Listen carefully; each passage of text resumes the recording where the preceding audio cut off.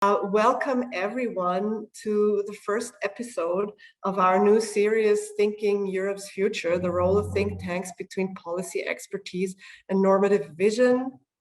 My name is Saskia Stachowitsch. I'm the director of the OIP, the Austrian Institute for International Affairs Institute. Today, we're launching a new series, and we're doing this together with the IIR Prague, the Institute of International Relations in Prague. And in this series, we have given ourselves the objective to explore the notion of think tanks and particularly look at their role in foreign policy and international politics. And you'll be hearing much more about these issues from our contributors today. But generally speaking, we all might have very different images in our heads when we talk about think tanks. Some might see them more in the area of neutral policy expertise, providing evidence-based policy-making advice. Others might see them more as a part of civil society in terms of promoters of normative visions and values, often around European integration or democracy. More critically, they might be seen as associated with partisanship, even lobbying. They might be organizations that use not exactly transparent means to push agendas, and these agendas might also not always be conducive to democratization and other so-called European values. They might be governance sponsored or involve external actors. So there's all kinds of definitions and ideas floating around, and with this series, it's not our aim to offer any conclusive definition. We're really very much curiosity driven here, posing these largely open question: what does it mean to be a think tank in different regional and political contexts? What is it that these organizations do? How do they function, and with what impact? And on the one hand, we aim to do this self-reflectively, self-critically, even as institutions that might be and sometimes are described as think tanks. We want to exchange ideas, we want to learn from each other, but we also want to hear from scholars who are actually studying think tanks and who might know much more about the actual impact and workings of these organizations across different countries and different contexts, much more than we do who on a daily basis engage in the work of thinking and tanking. We're starting today with the context of Central and Eastern Europe, not only because this is where we are based ourselves, but also because this is an area and a region that is undergoing great transformations, if you will, around democracy development and European integration. And we will continue to explore other regional and thematic areas in the future. Hopefully already in the fall, we will be talking about Eastern and Southern Europe. Before I hand it over to my co-host Andre, I would just like to thank our partners, our other partners for this event, the Ministry, the Austrian Ministry of Defense and the University of Vienna. I always mention these, of course, when we have events, but today it seems particularly important because the independent work of think tanks is really only possible with such partners. In terms of greetings and welcomings, that's it from my side. Andre, would you like to pitch in here?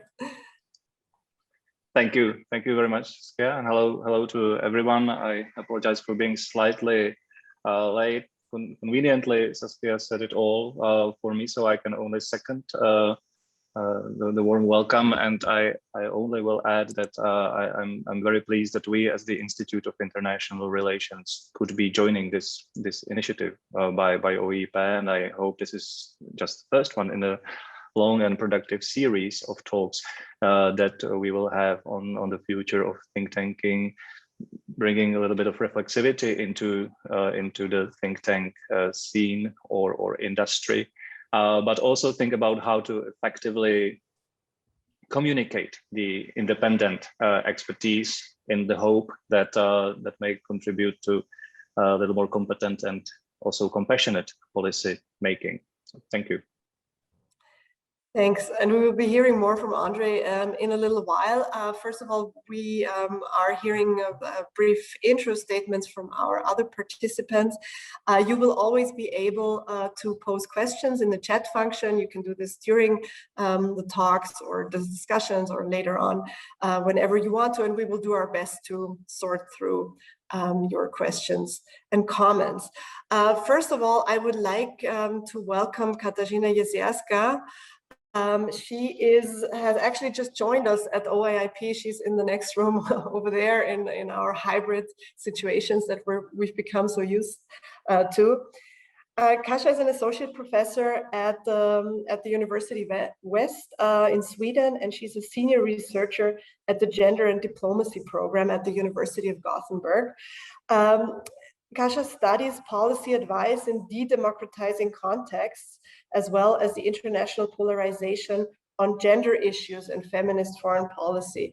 And these issues draw her closely to what we do at OIP. She's also a visiting fellow here and at the University of Vienna. And I'm assuming we will be hearing about these very issues in your statement, Kasia. The floor is yours.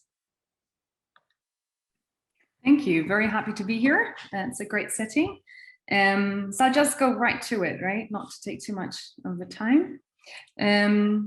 So as a scholar who's been interested in studying think tanks for a while, I still don't have a very good definition of what that think tank is, which is not a very good sign, but I'm not alone. So that's at least some consolation. So there is, for example, one infamous definition that states that you know a think tank when you see one, which is really not helpful if you want to study those institutions. And most of the scholars go pragmatic, and this is what I also do in my studies. So I identify think tanks by looking for a research component in the organization, that's one, and then activities directed at influencing public policy in various ways, so directly or indirectly. But these are two things that are distinguishing think tanks. And then it's very interesting that you mentioned that, Saskia, quite, I mean, the independence thing is always there somewhere at the corners. Some scholars even include it in the definition, which I think is wrong, because this is, I see it more, I'm not alone there, but I think it's rather an image that think tanks try to manufacture it, right? They need it in order to present as independent experts, as authoritative experts in their fields. But this is not that something, like, it's not an organizational feature. It's rather something they manufacture as an image that they project.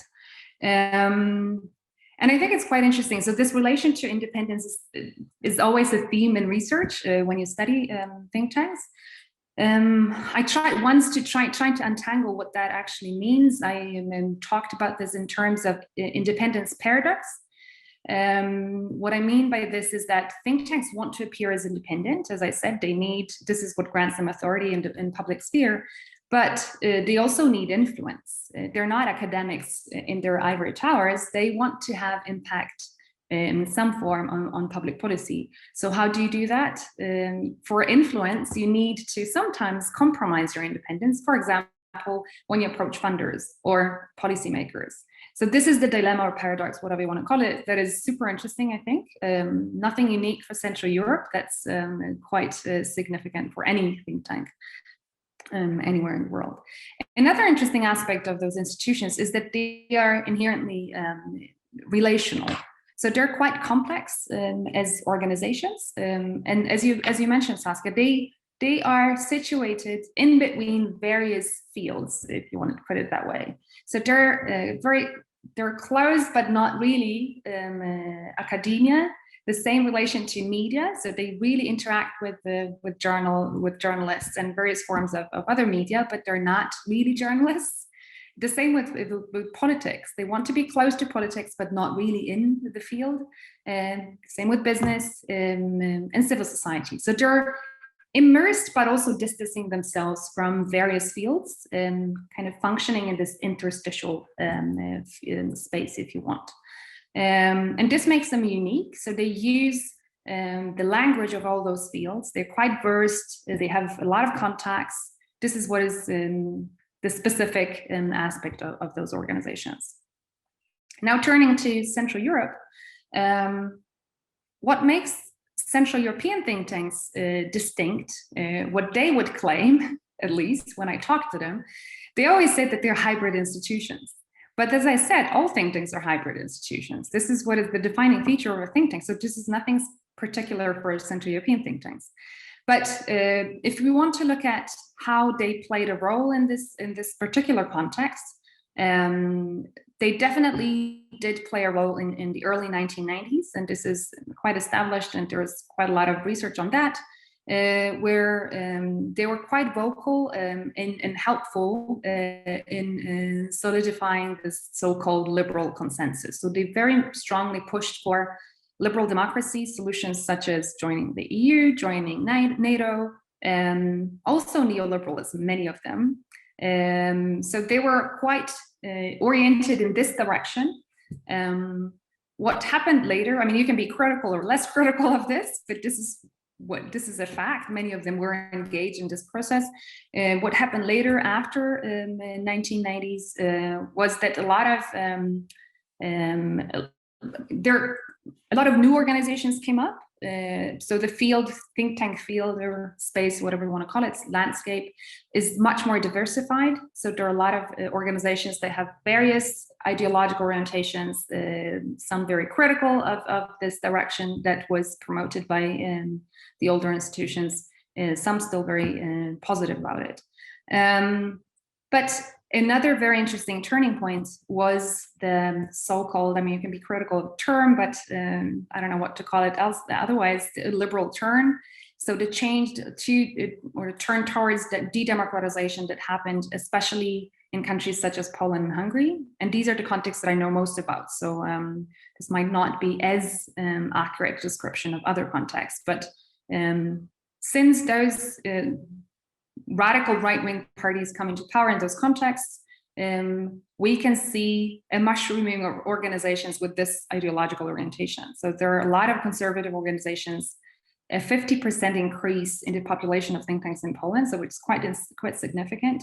And they are pushing for liberal solutions, right? So they're quite opposed to the previous orientation towards the EU, towards the European values, whatever that means, but want to find their own way and really support governments, both with ideas and staff. They're quite visible in this domain now. So what this actually means is that just as scholars of civil society discovered at some point that civil society is not always very civil, it in no way always leads or supports democratization processes.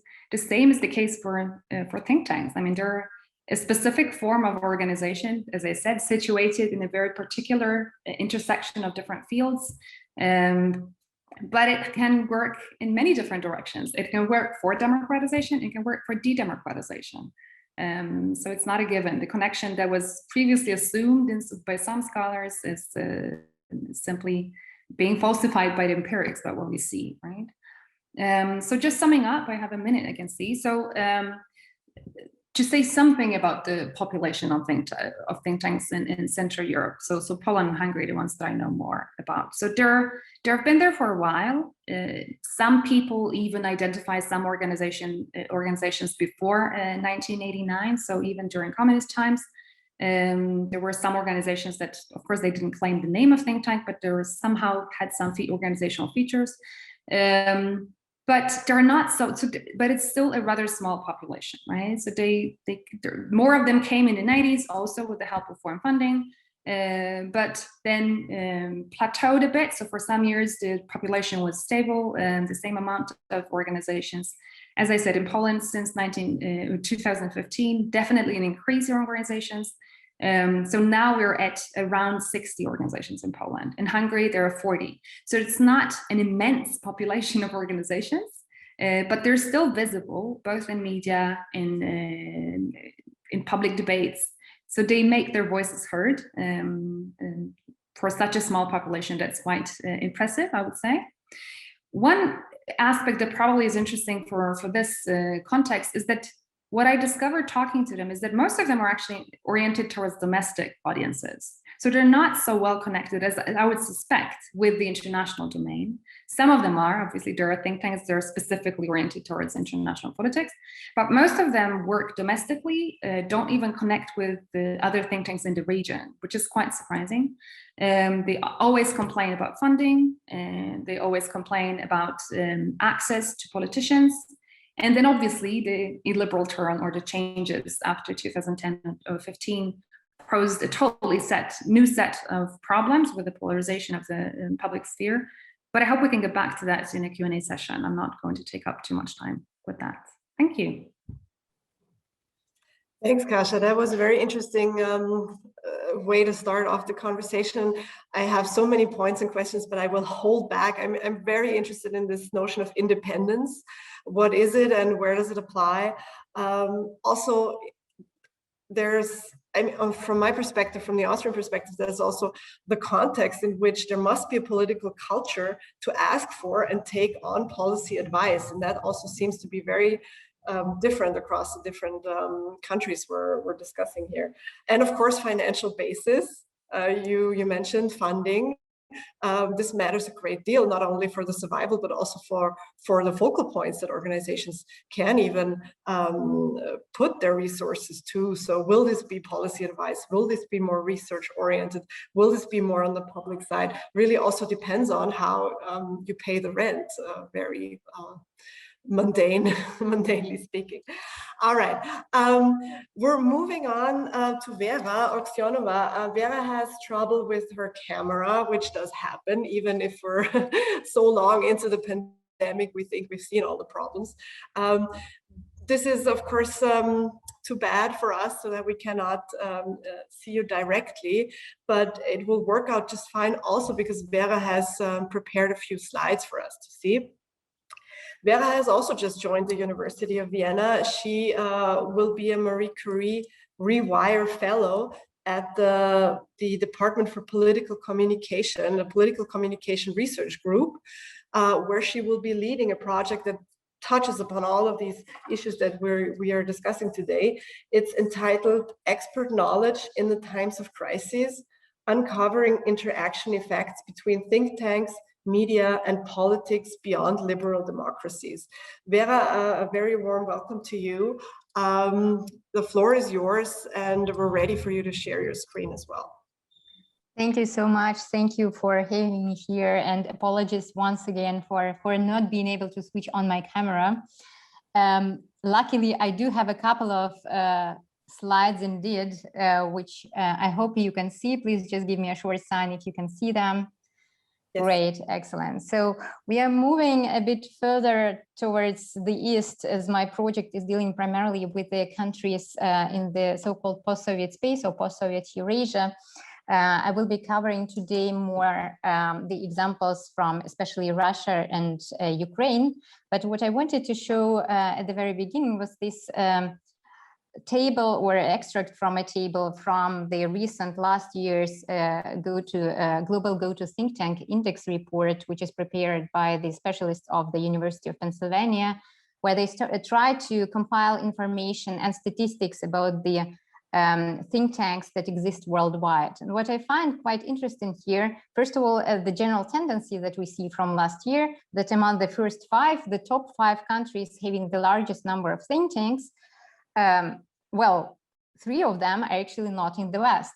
So not where the concept of think tank as such originated. And what I found also interesting that among the post-Soviet countries, we have 2 countries which are in the top 20, sorry, in terms of the number of think tanks. Russia is right now ranking 12th with 134 think tanks which are registered, at least in this database, and Ukraine is for the first time in the first top 20, ranking 19th.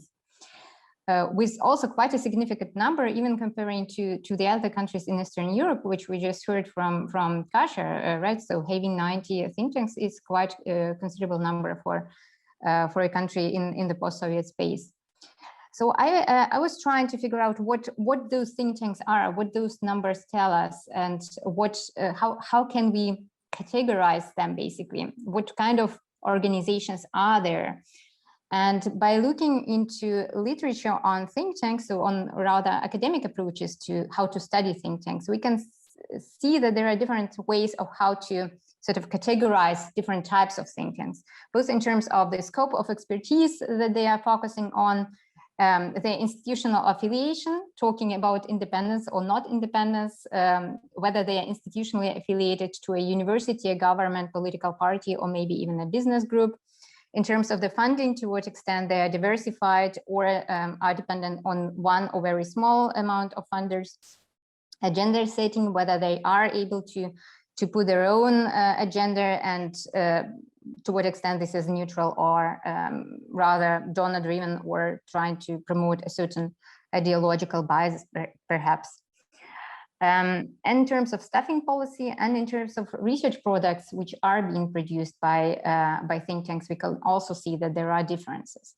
Now, if we look into what we can compile out of this categorization, we can see that we can sort of sort the think tanks in the way of a taxonomy and differentiate between academic, contractor, or advocacy. This is a categorization or a typology which we find by many authors. They call it a bit differently every time, but in general, they sort of find some common ground on what that means to be an academic, sort of being driven by public interest, primarily a kind of think tank, a contractor who works primarily on the contract basis and represents the interests of the contracting agencies, or advocacy, so a group or party interest affiliated think tanks. Now, this is based primarily on the experiences of Western think tanks in the US or in Europe. To what extent can we apply that to the post-Soviet space is a big question. Because here we have, we can see that institutional affiliation in terms of being affiliated with a university and being something like a university without students, so being an academic kind of type, does not yet mean that you are independent from government, for instance. So this categorization is sort of something which we need to adjust a bit when talking about the context of the post-Soviet space.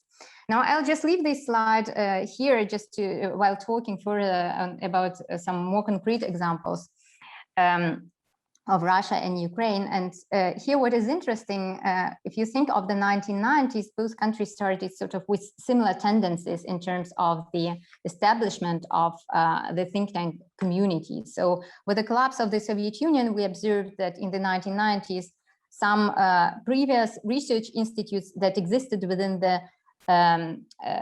system, within the academic system, reestablished, reinvented themselves partly, also within the universities as a new kind of think tanks, but nevertheless remained attached and largely funded from the government sources and attached to the universities or the Academy of Sciences system.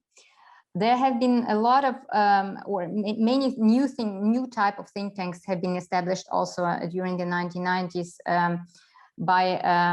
Through the external funding that was pouring in during that time into the both countries. Many of those think tanks were very small in scale, and many of them did not survive the 90s, but some actually did and established themselves to very prominent kind of think tanks. Now, after the 2000s, we see that these trends actually diverge quite a lot in Ukraine and Russia. If we see in Ukraine that, especially, of course, with the mid-2000s after the Orange Revolution, and especially after the Euromaidan Revolution, there is a huge growth in the number of think tanks. There is new diversity in the sense of what kind of think tanks are there. Think tanks are trying to, or starting to experiment with new approaches to attracting funders. And they are establishing new forms of cooperation and coordination among each other. We see some tendencies in terms of cooperation and coordination in Russia as well, but they are actually quite different in the sense that they are top-down driven rather than being bottom-up driven. What we see in the 2000s is actually that several platforms, sort of rather platforms than actual think tanks, have been established, like the Valdai Club or the Russian International Affairs Council, which represent more of a platform for coordination among different experts who are actually institutionally attached to other think tanks. We see also that these platforms pursue quite an active policy in terms of approaching not only internal domestic audiences, unlike we've heard by Akasha, but actually pursuing a very active policies in establishing contacts with external expert communities, for instance, in Europe, but also in the US. This is something which started already in the early 2000s, but was particularly promoted by the foreign policy concept of 2016, which actually suggested or called on the Russian expert community to engage actively in public diplomacy, being seen as an instrument of expanding Russian soft power. This is something which is also not completely unique to Russia, but which is extremely top-down promoted by the Russian government. What we see in the sense, the differences that we can see between Ukraine and Russia, that Ukrainian think tanks are also trying to communicate with international audiences, expert communities, but even more so with the European policymakers. What we observe here is, for instance, something what was established in 2013-2014 again ground, was the Ukrainian think tank liaison office in Brussels, whose primarily aim is to communicate actually to the European policymakers. And there is a huge role for think tanks from Ukraine to communicate and coordinate policy agendas. And this is remarkable, I think, at the policy formulation level. So at the stage of the policy formulation by European policymakers rather than domestic policymakers, using this kind of boomerang effect in order to promote domestic reform. So I think I'll start with that, and I will be happy to respond to questions, because I have, of course, a lot more to say on these trends. Thank you. Thank you, Vera. Yeah, again, a lot of food for thought. I was just going over the taxonomy. I'm pretty sure Andre did the same, looking for where our institutions to be localized. For the Austrian context, I can really say we're not squarely based with any of these categories straightforwardly, because on our side, to be quite honest, it's more a muddling through between many of these categories on a very slim funding basis, and very limited possibilities for having public impact or policy impact. But we'll be hearing from Andre Dietrich now, who I can now introduce again. He's the director of the IIR in Prague, and he's also an academic fellow at Charles University, and he works and writes on terrorism, revolutionary violence, and European security. I'm very interested to hear, Andre, how this resonates with you, everything that we've just heard. Thank you very much. I have to start by saying it doesn't happen too often to me that I feel being studied in a very sophisticated way, and I appreciated the contributions of Katarzyna and Vera before. My own contribution, or remarks rather, will be slightly more experiential perhaps, and also normative. I think conceptually speaking, I think that when think tanks are or is a label that we put on many different things, even in international politics, broadly speaking. I can give you just about one example. IFRI, the French Institute of International Relations, which in many ways is similar to us in terms of the setting at the Institute of International Relations, now gets some 80% of its funding from corporate donors. We get zero. Right, and that somehow structures, where we are, even if this seemingly, when you look at it, there are many similarities also. So it's a really very broad label.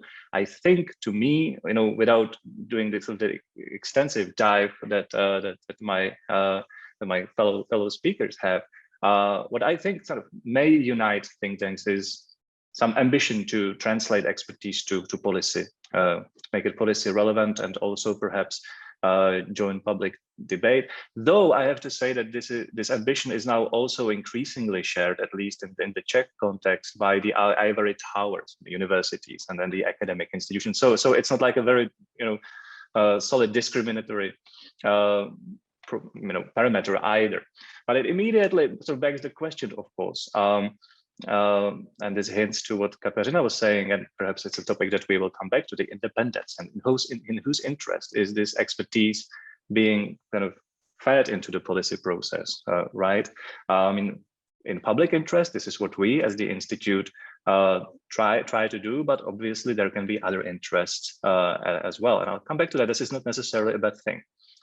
Now, how I see the think tanks today as situated, this think tank scene, this is not a marketplace to me of ideas. It's more of an industry, really, where think tanks do compete for attention. They compete for resources, sometimes both, because these are related.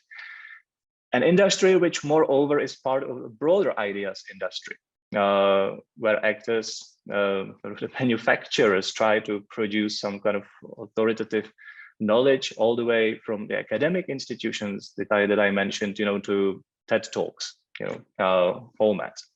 Now, of course, we deal with broad phenomena like post-factuality and the expertise and the traditional institutions for knowledge productions being questioned, or their legitimacy or so. And this has something to do with information revolution, the way I see it, and the democratization of knowledge. And we often tend to see this in very defensive terms, but I think there's also a huge emancipatory potential to that we should actually embrace it as, representatives of those more traditional institutions that partake on this kind of authoritative knowledge production, or at least have the ambition to do so. But that kind of independent expertise, or the institution of science being questioned, all that is true, of course, to some extent. But I have to say that in my experience, this also creates demand, or I perceive that demand on the part of the policymakers to turn to the think tanks and kind of produce the expertise that could be kind of, perhaps kind of technocratic paradigm, be seen as part of the evidence-based policy. Now, this may have to do with this kind of conceptual thinking, but of course also with many other much more mundane issues, like their routine overload, incapacity to attend to issues, and sort of to produce knowledge as advisory apparatuses, which the ministries are, right, to decision makers. And against that, there works also other issues, like the fear of losing authority. So it's something rather complex. And also ideology, when to some policymakers, in my experience, think tanks are not seen necessarily as really earnest producers of independent knowledge, but are really commissioned to disseminate certain ideas. I'm mentioning this because, this is something that gets mentioned in regard to the issue of public money and how think tanks are funded. But I think this kind of commissioning posture sometimes is present also when it comes to public institutions that are recipients of the expertise that is produced by think tanks, at least here in the Czech Republic. And also I see a problem here, and I think this is something that can be generalized to some extent, in that the media, of course, but also policymakers sometimes cannot really differentiate sort of substantiated expert views from various simulations thereof. And we see these kind of small communities or even coteries of certain worldviews to which certain think tanks, media persons, journalists, policymakers, and so forth, politicians, of course, as well, are kind of enrolled. So all this sort of certainly amounts to not some sort of ideal state, from at least kind of the more technocratic paradigm in which think tanks are sort of go-to institutions for policymakers to enrich the policy process by making it more kind of reflexive, participating in policy design, evaluation of policies, and so forth, and then in the best spirit of technocraticism, made it evidence-based against the populist passions. But to turn to something slightly more positive, or say something more positive, I personally do think there's a value in the expertise produced by the diverse assemblage of think tanks for better, even fact-based public policy. I mean, if I didn't think that, I wouldn't be doing what I do. But I do think there are certain conditions that make this kind of more likely to really happen or work well. One is transparency and reflexivity. On the premise of politics as a process where different values conflict and costs and benefits of policy decisions are unevenly distributed. I mentioned already the information revolution and the democratization of knowledge, and I think that in these circumstances, think tanks cannot really pretend to serve as kind of manufacturers of some objective truth or repositories of such truth. That said, there ought not to be, as part of this reflexivity, and sort of naive understanding of facts. Facts are something that is always done or made, is not just to be found and posited against ignorance or disinformation. I mean, this is of course hard for some to swallow. Some of our recipients, some of our target audiences who expect unequivocal truth on political issues of the day, especially the controversial ones. But I think that's the position that we must defend and make it part of our communication to our target audiences, even at the cost of that kind of sort of undermining our own position against those who may feel slightly more certain in their conclusions and may compete for the attention various advocacy groups and so forth. Then I think that another condition is solid methodology, right, of the research that we produced. Again, something that may distinguish us from other sources of knowledge fed into the policy process. Methodology which is systematic, critical, of course, honest, transparent, open to collective peer review. There's some corrective mechanism, and is empirical, even if this empiricism is somehow bracketed.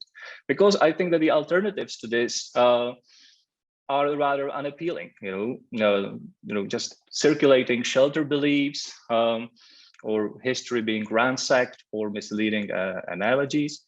But I think it also should be sort of complemented by sort of more broader awareness sort of on the receiving end on how this field or industry, knowledge industry, is constituted. And then there is difference, even if this is often a fine line between advocacy NGOs and expert think tanks. And this is a fine line, but I think one way to think about it for me is that these advocacy organizations, I mean, they have a line, right? Whereas think tanks are not non-political, but are communities that are positioned somehow. And as the community develops, so does the positioning. And being transparent about this, I think, is part of that reflexivity that I spoke about. But we do not, as the institute, have a line. Sometimes we are expected, and that leads to certain misunderstanding. Some people expect that we have the Ministry of Foreign Affairs line because we are founded by the Foreign Ministry.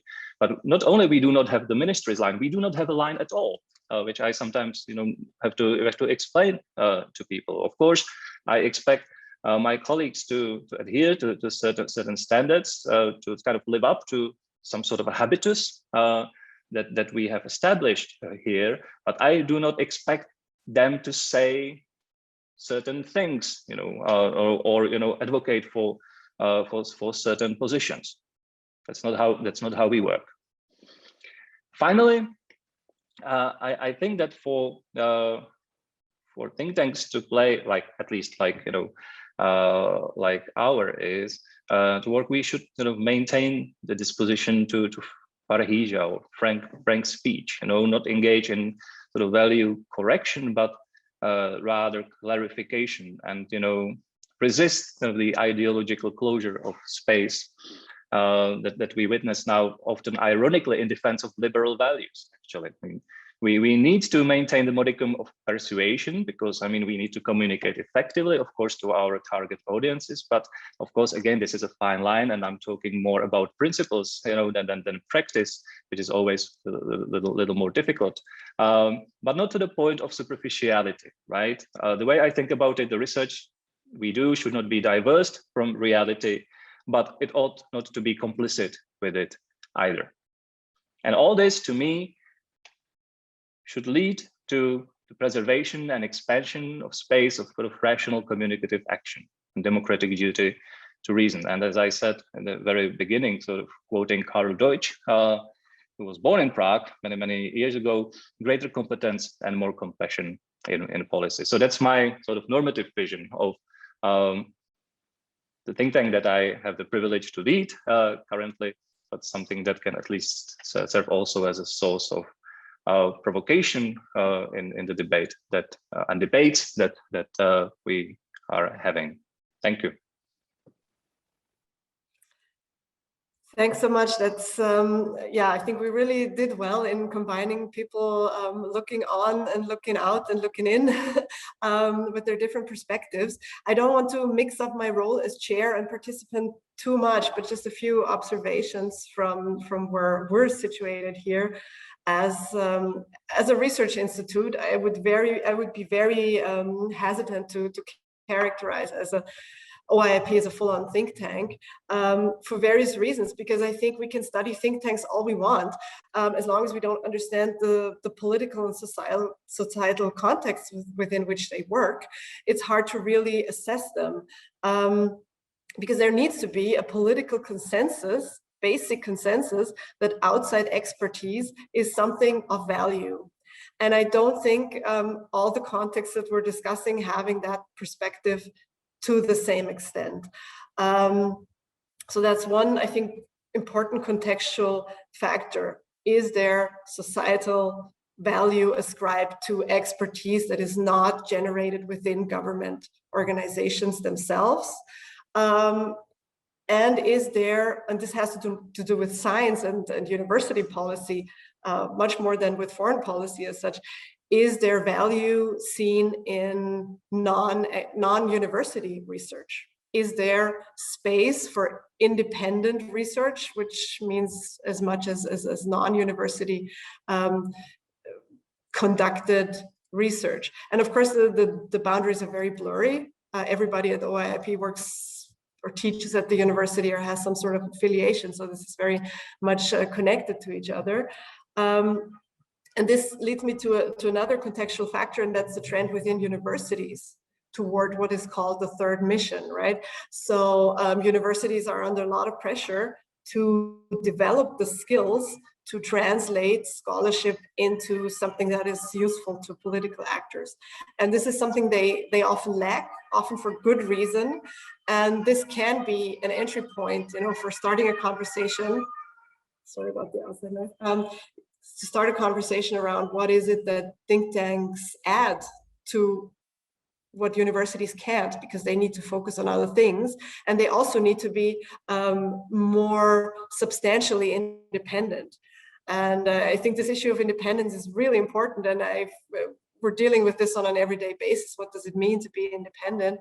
And I guess there's many layers to this phenomenon. And one of them is the issue of structural independence. And as such, of course, we're not independent, but neither is university. So we will always be dependent on some sort of funding, on contracts alone, on research grants alone. No institution can survive for various reasons. And the other one is independence in how you set your research agenda, for example. Are you independent to decide which topics to research? Are you independent if someone asks you to research a specific topic? Are you free to choose the framework within which you study this? Are you free to formulate the research question?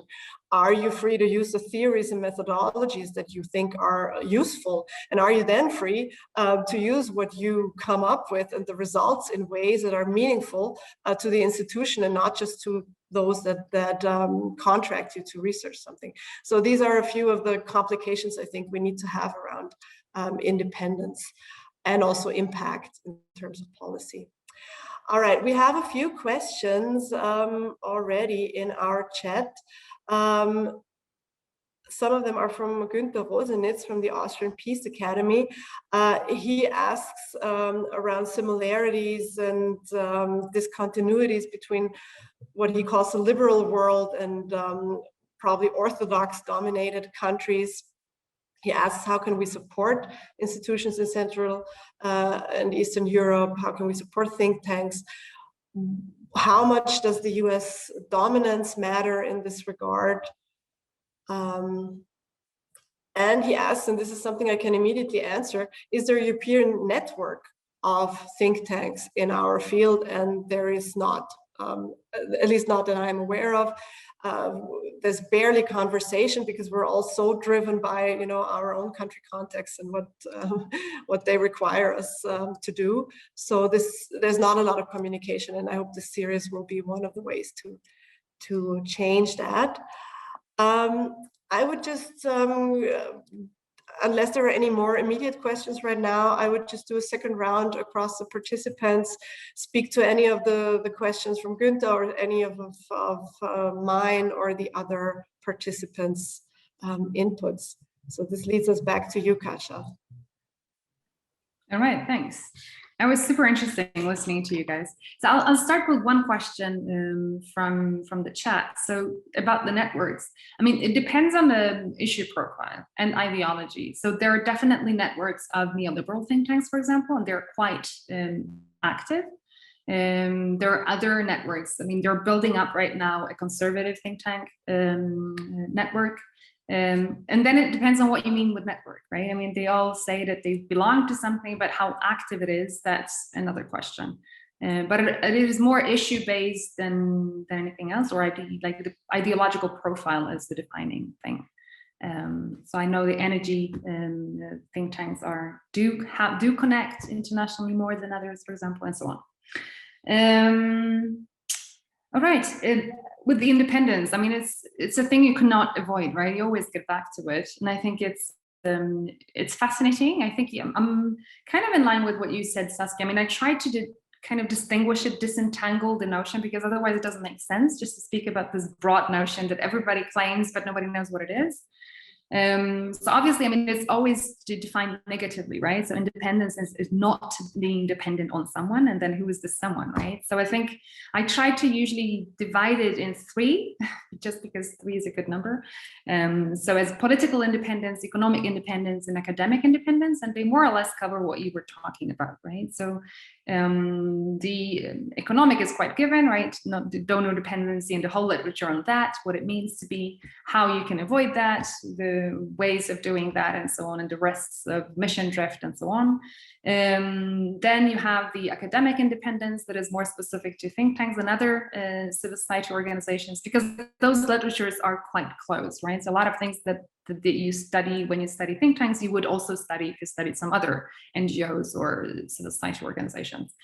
So this freedom of thinking and engaging in projects and producing outcomes that are not steered, this is always also highlighted. But the political thing is quite interesting to me, because I was super actually perplexed by talking to Polish think tanks 10 years ago, and every single think tank claimed that they were apolitical or at least non-partisan, which was super puzzling, because some of them were like 90% sponsored by a party, but they still claimed they were apolitical. So this was like really puzzling. I tried to deal with that in some of the papers I've been writing, but I think it's really interesting that I think you, Ondřej, you said something there where you're not non-political, but I guess you would say that non-partisan is a good thing, right? You don't want to be in one of the ideological camps or whatever. So yeah, I don't know how many more minutes I have. The taxonomies are super interesting from an academic point of view, obviously. I tend to go with, like, I don't like those taxonomies. It's a kind of fetish in this research field where every scholar has to produce new taxonomies. They're helpful in the sense of showing that this is a very diverse group of organizations, and they're obviously different. And some of them are huge, some of them just have 2 employees and have very different goals and ways of operating and so on. But I find it more giving to actually treat them as a group, force them a bit, like treat them sociologically as one type of organization, and then try to understand the different dilemmas they face. And more actually look at how close they are from this intersectional perspective I talked about. So how close are they to the different fields that they intersect with, which somehow overlaps with taxonomies, but not really. So thanks. Thanks, Katja. Vera, would you like to speak in defense of taxonomies or any other issue that speaks to you? Thanks. Not necessarily in defense of taxonomy, but I also find it a useful way just to see indeed the range or the variety that is out there. And of course, these are ideal types of think tanks that we can find in such a taxonomy. And obviously, in the real world, most of the think tanks do not fit perfectly into one of those categories, but rather are somewhere in between, some kind of boundary institutions in the end. What I was wondering also about when Kasia started talking about the way she differentiates between different aspects of independence, I was thinking, first of all, to what extent do we need to talk about independence or rather autonomy, and to what extent maybe another approach to look at different types or different aspects of independence or autonomy is the institutional, financial, and an intellectual one. An intellectual in the sense that you are able indeed to formulate your own priorities, your own views, and communicate them to different audiences, including the policymakers in your own country.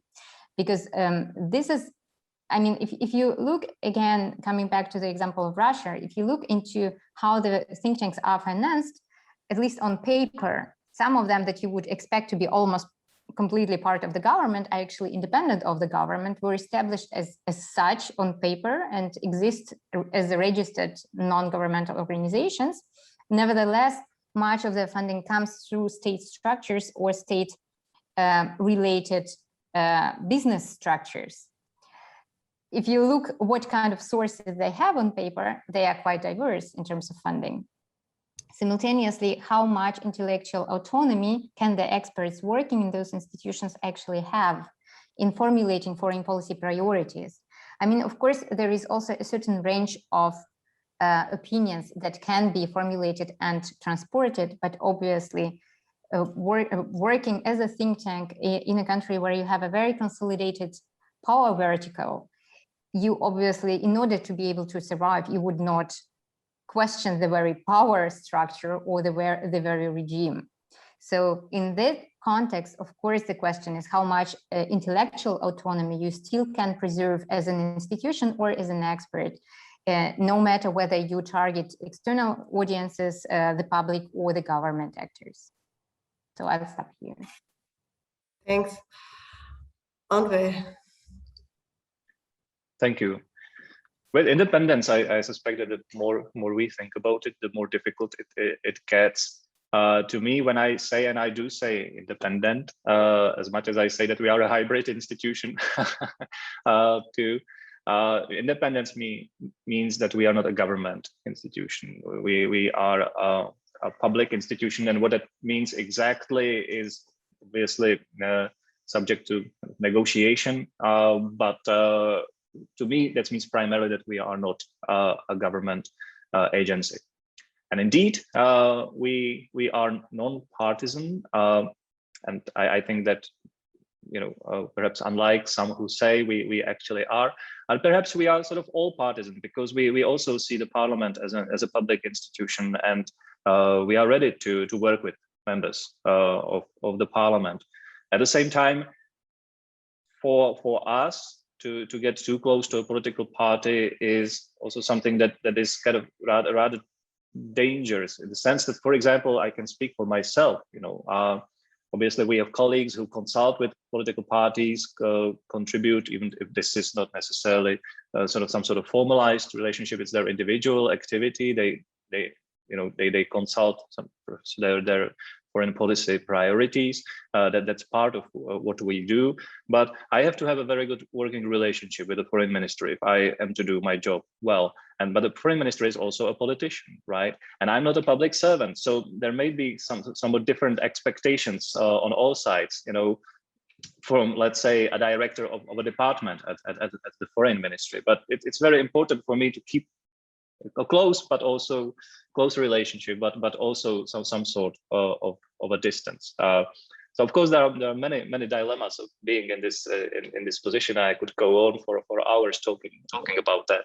But I do think, you know, there is also a potential for really some sort of productive yield, you know, in what we do in this kind of very sometimes precarious positioning, you know, not being a strictly academic institution, not being a foreign ministry think tank either, though it comes with its own challenges.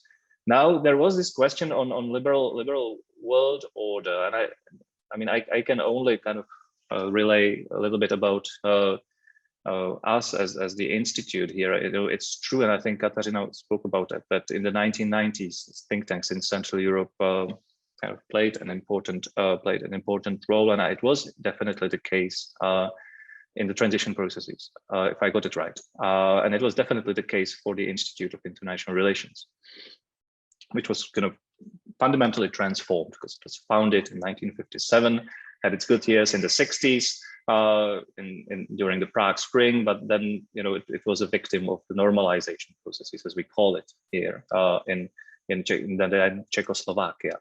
But it was fundamentally reformed, and it really played a very instrumental role in determining some of the constants of Czech foreign policy at a time.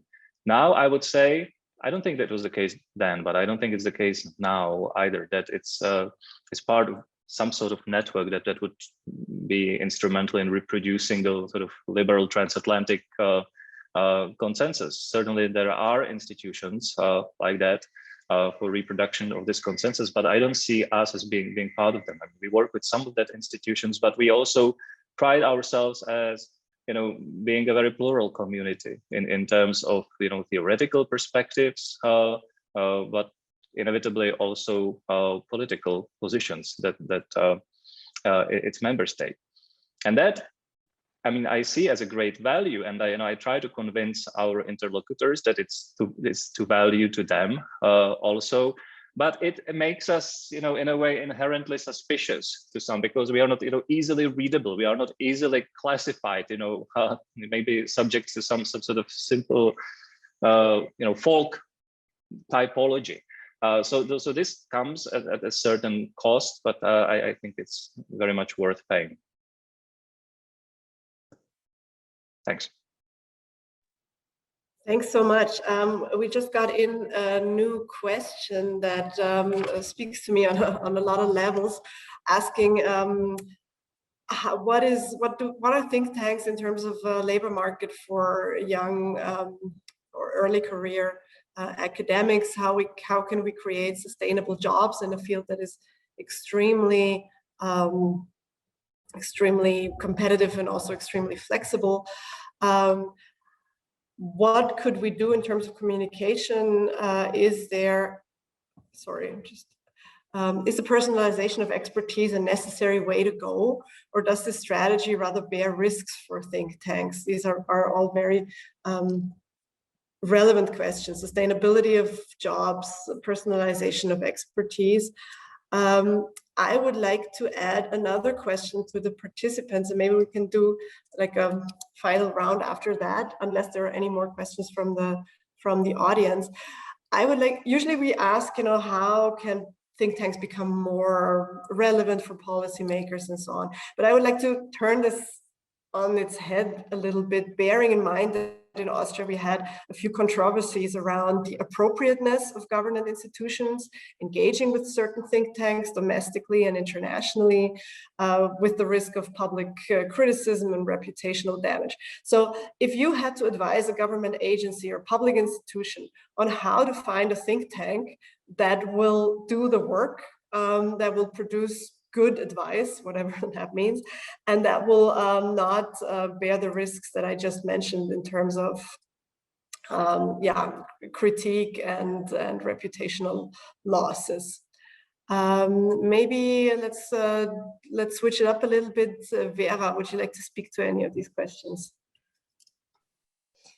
I mean, I can try because these are very concrete questions for, and probably someone working in a think tank would be a better position to reflect on these questions from own experiences. From where I stand, I can say that in terms of finding a think tank or finding a circle of experts who could sort of serve the needs and provide the advice that is needed, and the advice that is based on the evidence and that is neutral enough, I think the way to go would be to see what kind of networks are there, and by approaching the networks, maybe monitoring what is being produced by certain think tanks would be the way to start.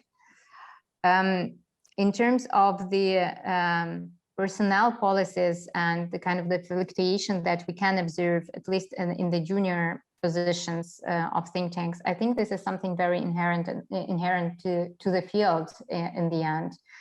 You do observe, on the one hand, the personalization of expertise among the more senior staff in think tanks, and this is also something which is not typical to a certain world region, but rather which we can observe everywhere, I'd argue.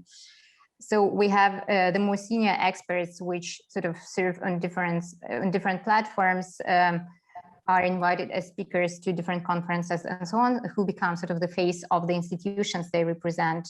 And on the other hand, and at the same time, they stick to certain institutions and become the faces of those institutions, right?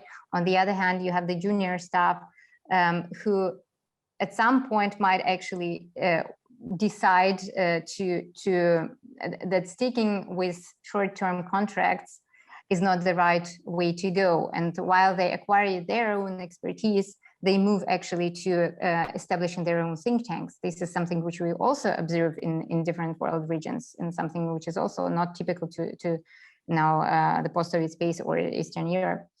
So I think this is something which is difficult to overcome in the end, because the project-based work of think tanks often leads to the fact that you have only short-term staff, especially at the junior level. The institutional support that we observed, for instance, in the 90s, when a lot of new think tanks, neoliberal kind of think tanks, were established and received institutional support, meaning not only for concrete projects, but actually for the establishment and development of the institution, for the budgets of the institutions. This was something which created very positive environment within the institutions, within the organizations themselves, in order to expand their staff, train their staff, and so on. But this is something which I think is very difficult to do in a longer term. And you need a certain amount of donor organizations that would be interested in funding such research and such institutions over a longer period of time. So I'm afraid I do not have a solution there. Thanks, Vera. Another question came in around the role of the EU. What should it do also in terms of fighting nepotism, basically, and how contracts with think tanks are being made? Andre, would you like to go next? Well, I have to say that I don't have similar experience to the person asking the question. I mean, of course, when it comes not just think tanks, but also academic institutions that participate, for example, in Horizon projects, I mean, to have some sort of a record, to master the discourse, even possibly to know people, and have people being familiar with what you have done in the past, kind of pays off, I guess. To some extent, this is inevitable. It creates a predictable environment, but at the same time, of course, there are risks, clearly. But I do not have experience that I could relate or drawn on that note. I think it's rather difficult, obviously, to enter the field as a junior think tanker and be expected to work very hard on low pay and eventually also kind of fundraise your own salary. And I have huge admiration for those who do and succeed. I have to say I never had to suffer through that, because even when I started as a junior researcher here at the Institute 15 years ago, we had a core institutional funding. At that time, it was drawn from a different line of the government budget. Now it's the government budget for science, research and innovation. So it's not foreign ministry's money anymore. But in that sense, I mean, of course, we need to negotiate for our budget, but it's not like going from 100 to 0 if something goes awry. So in that sense, we also try to, of course, translate this basic certainty that we have also to the basic certainty for our employees. So they're not precarized. They have basic income. They work on projects that may be externally funded, but this always goes above this base that they have. So we try to do as best as we can not to expose our colleagues to this sort of burden, and I can only hope that this will remain the case in the future as well. Thanks, Kasia. Yeah, thank you. So on the personnel question, I find it quite interesting that a lot of people, a lot of think tankers I talk to take great pride in doing something else. So not being a politician, not working in a public administration, not being an academic, but doing something in between that they find super appealing. But of course, funding is an issue. What I also have seen in over the course of the years studying think tanks in Poland is that the situation has changed. So a lot of institutions now are much more reflexive about this issue. And when I ask them some of the preliminary questions in the interviews, always about the funding, about the staff, they themselves lift very proudly that they do everything they can to have permanent jobs. So not to work on those short-term contracts, even if grant situation, I mean, most of them work on external grants. It makes it much harder, but they take pride in doing this. So there is much more awareness about this issue of creating a relatively stable situation for younger staffers as well, which is quite comforting actually. But of course, this is not the case all over the spectrum, but I see that it's a change definitely. Then you asked Saskia about this, and I think you, Ondřej, also mentioned in your statement this kind of call for evidence-based policymaking, this relationship between think tanks and policymakers being done in a good way, how we can do that. And I think, I mean, the troubling thing is, like with studying Poland and Hungary, what do you do when, I mean, it's not a matter of evidence, like there is no call for evidence-based policy making, because I mean, it's not a turn away from populist discourse, because the ones in power are populists, right? So what do you do as a think tank when this is, I mean, as I said, the relational perspective is actually, I think it's absolutely crucial here. So a lot of think tanks, even before this shift towards the radical right-wing government in Poland, talked about being like they have no one to talk to. They produce all this knowledge, and what happens with it? It just lays there on their desks, and it's maybe some very small community hears it, but what's the use? So they talked about being like dangling in a vacuum, not having this other partner. They need a partner to hear them and to support them. And I think paradoxically, this call has been heard by this populist government in Poland.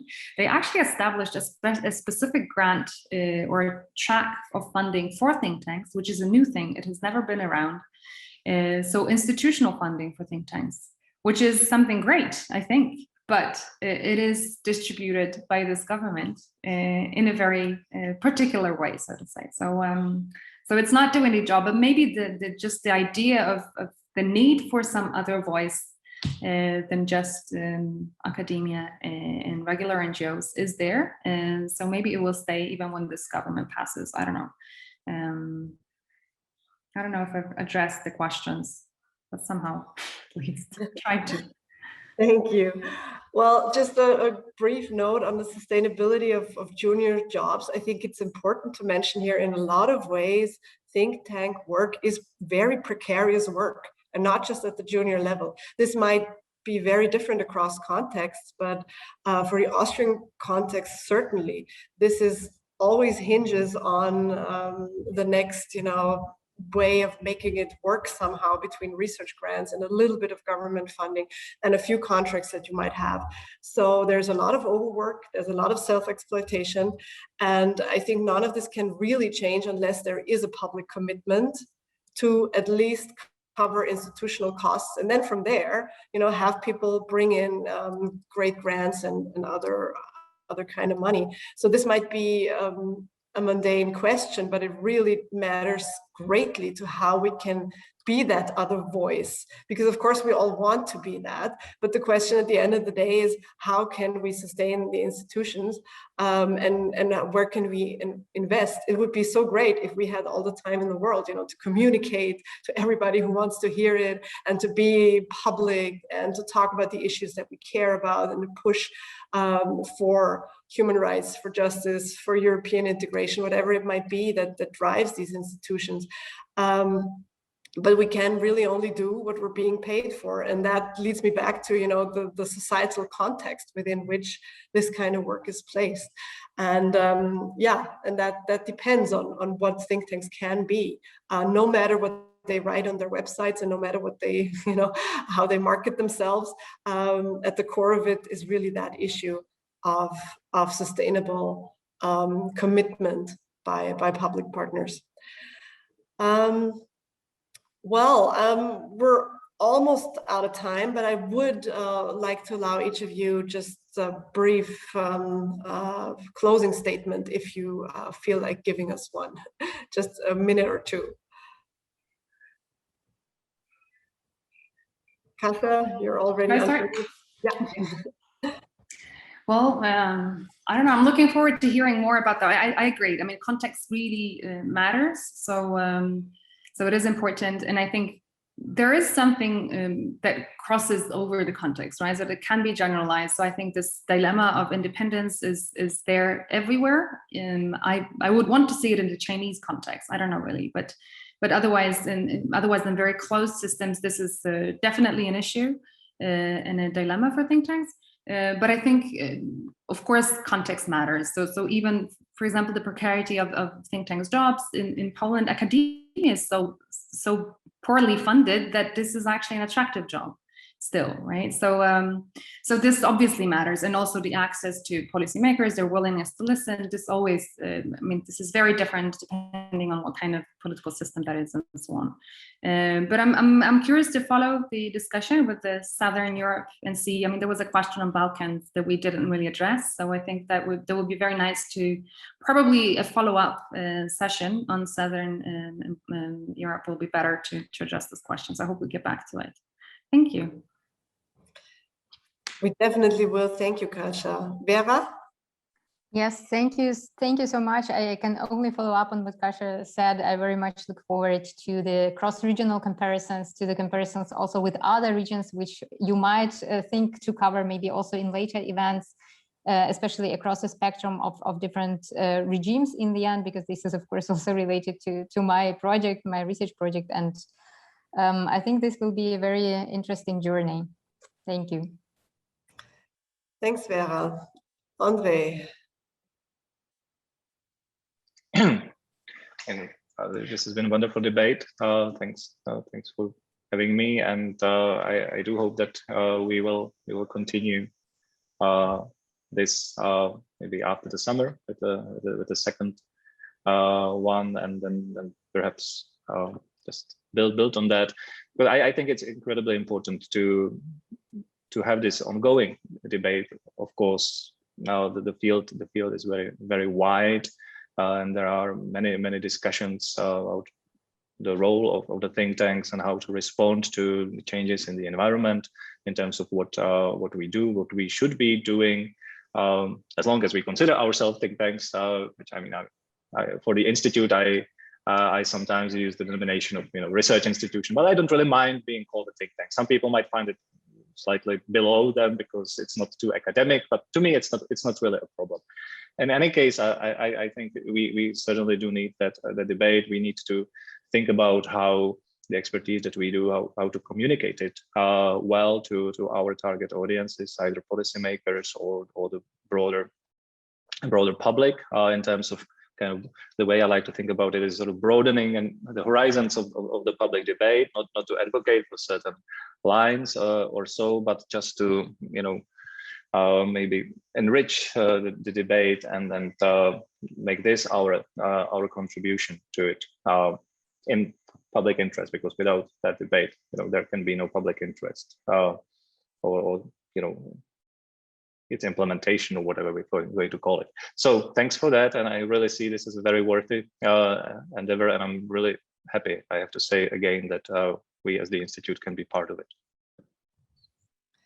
Well, thank you so much, everybody. I think it became clear that we're only touching the surface of this, and we will, right after this, I think we're already having a meeting about the Western Balkans context, and hopefully something to follow up on very soon. Thank you to the participants who all gave us very interesting insight into their research and into their work, and a very inspiring conversation. Thanks to the audience, and stay tuned for the next event in the fall. Thanks all. Goodbye. Thank you too. Take care. Bye-bye.